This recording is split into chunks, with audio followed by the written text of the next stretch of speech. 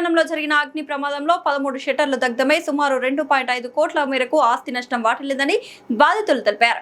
పక్కనే ఉన్న హోటల్ నుండి వచ్చిన మంటలే ఈ ప్రమాదానికి కారణమని వారు ఆరోపించారు. ఈ హోటల్పై ఎన్నిసార్లు ఫిర్యాదు చేసినా అధికారులు పట్టించుకోలేదని, వారి నిర్లక్ష్యమే తమను రోడ్డున పడేసిందని బాధితులు ఆవేదన వ్యక్తం చేశారు.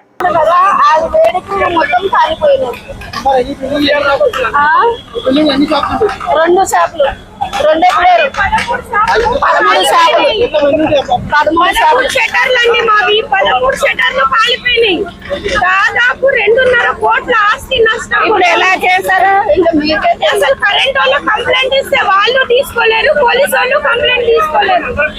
ఆస్తి నష్టం అయితే చెప్పండి, ప్రాణ నష్టం అయితే చెప్పండి. ఇప్పుడు ఈ నష్టం ఎవరు ఇస్తారండి? హర్షమిక్స్ నుంచి మొత్తం పొగలు వస్తాయి మాకు. మేము ఎన్నిసార్లు కంప్లైంట్ ఇచ్చినాం కానీ కంప్లైంట్ రిగ్రెట్ చేసి అవునండి, మా వల్ల ఏమీ లేదు, దాంట్లో ఏం పోలేదు. మా వాళ్ళు staff complaint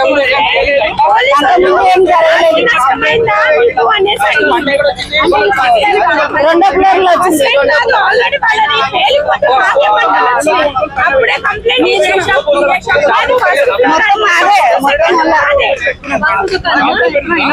helmet shop, helmet